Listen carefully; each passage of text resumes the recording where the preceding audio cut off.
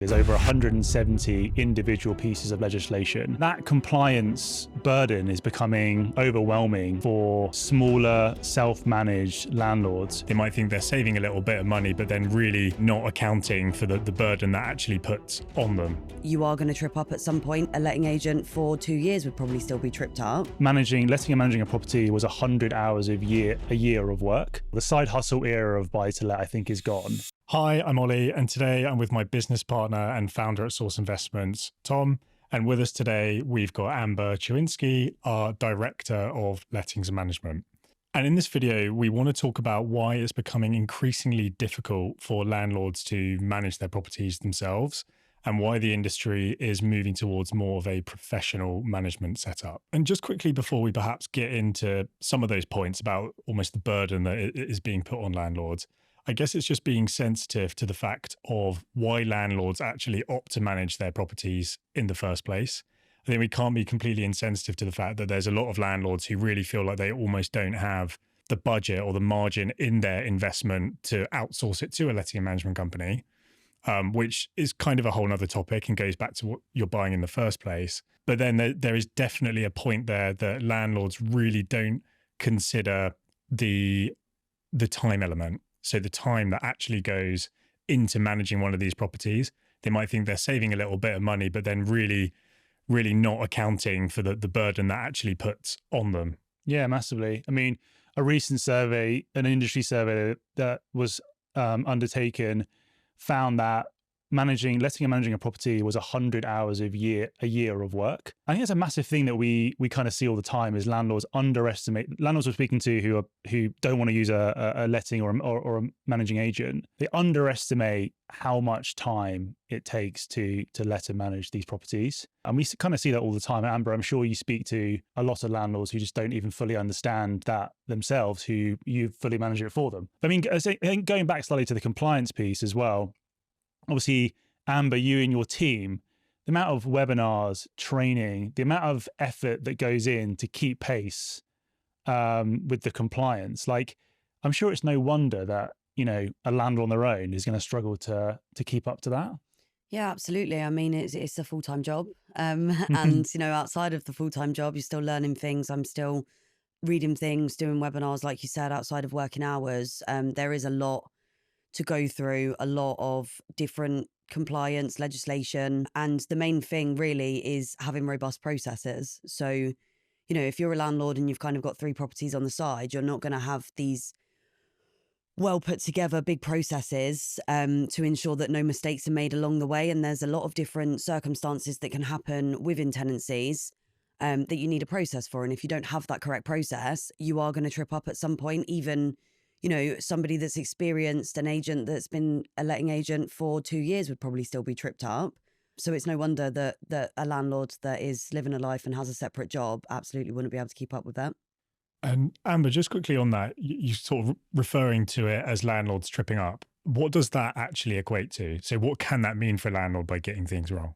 So, a whole host of things. Some examples of things that could be really, really bad is, say, for example, a landlord didn't know the law around entering their property for viewings if they're reletting. And from a landlord's opinion, it's their property. So they think, I'm coming in for a viewing tomorrow. I'll let myself in with the management keys.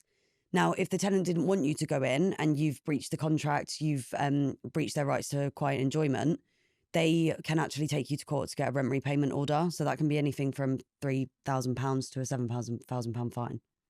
So obviously, like, financially very costly. Yeah, and that's just one example. There's those examples at every single step of everything that we do in this business. Mm-hmm. Yeah, that's it. I mean, you talk about the compliance, the amount of work they need to do to keep up with compliance. You talked about the time element of how much time it takes to do that.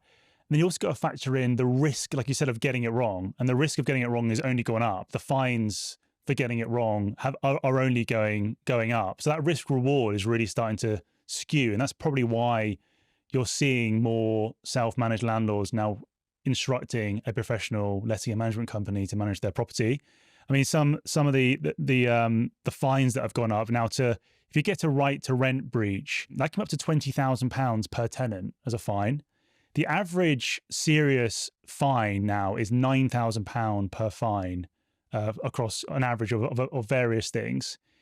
And it just comes back to that value of having a professional letting agent, like justifying the value of paying the management fees. And it's like looking at all this and placing a value on that. Well, obviously, you get it wrong once. These fines are going to cover years of lettings fees. So it's just trying to understand the sort of risk reward.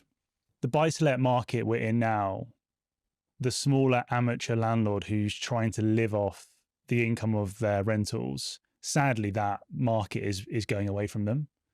We're moving to a space where really it's for, when we say professional landlords, people who have got other financial interests and other things. They've got more diversified wealth across things. Property's part of that. And it's part of a managed book of investments they have. They've got 3 or more properties. It's structured correctly. And like you say, Amber, the larger landlords that we look after, they're very tuned into the numbers, but they'll review with you maybe quarterly or biannually. They might check in. Whereas those smaller landlords who have been living off the rent, that's becoming tougher to do now. Leave the job, I'll live off the buy-to-let, the buy-to-let portfolios. Don't be wrong, if you're going into retirement, you've got a big portfolio, you can definitely do that. My own family does that. But as a younger landlord trying to come away from work and live off buy-to-let, that's becoming more difficult unless you've got a lot of capital. The other point to make is a recent report by HomeLet identified that managed properties achieved up to 10% higher occupancy. It was between 8 to 10% higher occupancy rate and fewer arrears or disputes, simply because they're managed by a professional lettings agency. So I think that's also showing you it's not just necessarily a time save. There's obviously a cost to having a letting and management company, but this data will tell you there's also a performance increase that kind of nets off these costs as well. And I think try and think about, well, why is that? Up to 8 to 10% higher occupancy rate, fewer arrears. It comes down to the efficiency and the quality of that management all stacking up to have a happier tenant who stays longer, who doesn't get into arrears, who's referenced, better. It's a whole host of touch points, isn't it, Amber, that kind of come together to maximize the rent and efficiency for a landlord?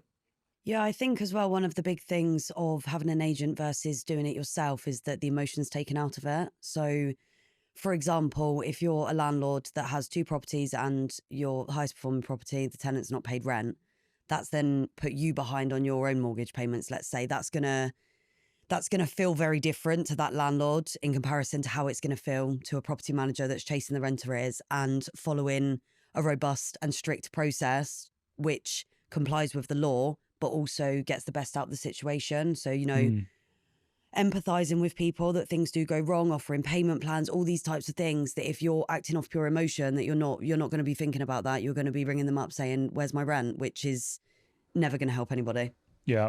But I think the bigger picture is what we're saying, that buy-to-let is really growing up and it's becoming more professionalized. It's not just the side hustle. The side hustle era of buy-to-let, I think, is gone. And everything that we're talking about points towards that. 44% of landlords now self-manage. That was over 50% 5 years ago. So this shift is obviously starting to happen. And I can't see any reason why it isn't going to continue. Mm-hmm. I think with a lot of this stuff as well, there is always a negative spin on it in the media, which doesn't help anyone. And a lot of the stuff that we're talking about and that we've spoken about in other videos, a lot of it is good stuff. I think a lot of it is actually to make this a professional space where tenants are getting a good service, they're living in good quality accommodation, and they're getting a good level of service, which, as we've spoken about, that will pay dividends to the landlords because tenants are happier. They stay there for a longer period of time. You have less void periods, as you've already said. You're getting higher occupancy rates of 8 to 10%. So actually, as property should always be a long-term investment, all of these regulations that are coming in are lending themselves to backing that up, what it should be in the first place, that this is a long-term investment. So I think a lot of them do make sense. And there is a lot of the negativity that should be taken away from this. I think it's also really important. I fully appreciate there's high street letting agents who have got fee structures that do not work at all. So I'm not, it's not a video saying that, you should just move to any letting agent and it's better than what you're doing, because there's letting agents out there on the high street who are charging eye-watering amounts of money for a letting and management service that we just know does not stack up. It is about choosing the right management company to go with. Obviously, part of all the success that we've had at Source and why so many landlords have moved to us, part of that reason is that we're a team of experts who fully appreciate what this needs to look like for professional landlords to make their portfolios work correctly. We've obviously worked very hard to build a lettings business that can be 35% cheaper than the high street. We can manage multiple properties across different locations with one point of contact, which we know is really important to serious landlords who want to diversify across different parts of the UK. But more than anything, we're a letting agency that understands that this is a business, and what that business needs to will help people, those landlords, run that business efficiently. I think that's it's a mindset shift between your traditional high street agent, whose fees in a lot of aspects has just got ridiculous, and actually what this needs to look like to work with serious landlords to get proper results. Talking on that point of a typical, perhaps, high street agent, the difference in terms of how our business is set up is we are very used to working with investors. So exactly what you were just saying, they're running these as mini businesses. So more often than not, we are helping these landlords buy those investments in the first place. So we've been with them every step of the way. From the moment we've actually shown them the opportunity in the first place, we've already said what we expect this to look like, and then we need to deliver on it. So I think from our side, there's a huge benefit there in really understanding the mentality of the landlords and the investors from day one to what this then needs to look like from the moment they complete, put a tenant in there and have that investment ongoing for the next 5-10 years plus. I think, Amber, obviously you're in a really unique position, right? Like you look after just over 100 serious landlords with portfolios all over the UK, 30, 40 plus locations we must have. You're really uniquely positioned to advise these landlords across their whole portfolio. These properties are all in different areas, slightly different tenant profiles, slightly different demographics. So obviously for you, Amber, compared to perhaps a local branch of a high street agency, if they want to buy anything else, they're going to have a conversation with someone else in another branch somewhere. Whereas obviously for us, having this sort of holistic approach, you're able to talk to them about their whole portfolio, wherever that heads next. Yeah, I think that's one of the key factors of the business, being able to offer a high value, low cost service. And like you said, nationwide, one point of contact. They can speak to us about a property up in Glasgow and a property down in Cornwall, and it's the same team that will be managing it. So yeah, I think that brings a lot of value. And just bringing back to, having a high value agent, like you said, don't just go out on the high street and pick the one with the lowest fees, because that might mean that they give the lowest service. Do your research and find yourself your agent that fits. It's fairly obvious, but it allows you to get to know the landlords a lot better because you know their whole portfolio, and in reality, you're just speaking to them more, and they get to know you better. So I think it just makes it gets rid of a lot of friction that I think other landlords might have by having these different letting agents trying to chase the best rate, because you know them actually on quite a personal level, which benefits both sides. We can almost preempt the decisions of each of our landlords. So there's certain circumstances that, with a maintenance issue, if it was under £50, that the team would go ahead and sign it off on their behalf and then let them know afterwards.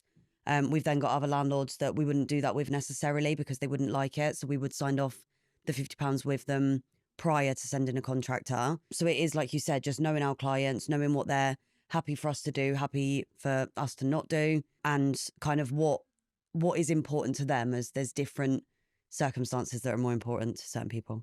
And actually, Amber, I've seen multiple emails over the years where out of courtesy, you've emailed a landlord and said, this is the situation, this is what I think we should do. And they've responded with, Amber, I trust you, deal with it, which I think is a great position to be in. Yeah.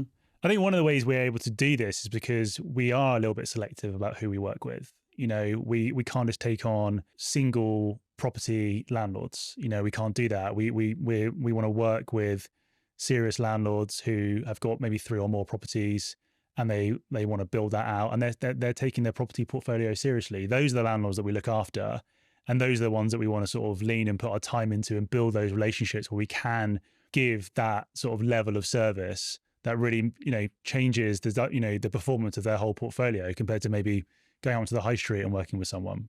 I think when you put all this together, it's not difficult to see why there's this shift in landlords looking to leverage and use letting agents. And like you say, Amber, it's really down to just picking the right letting agent. That's really important. Hopefully that was useful. And Amber, thanks very much for coming on and talking with us today. We've spoken about a lot of things today. It's very clear that the industry is moving to a more professional setup, and there's plenty more things that we could chat about. So I think if you've got any questions from watching this video, then click the link below and a member of the team will be happy to help you with any of your questions. Thanks very much.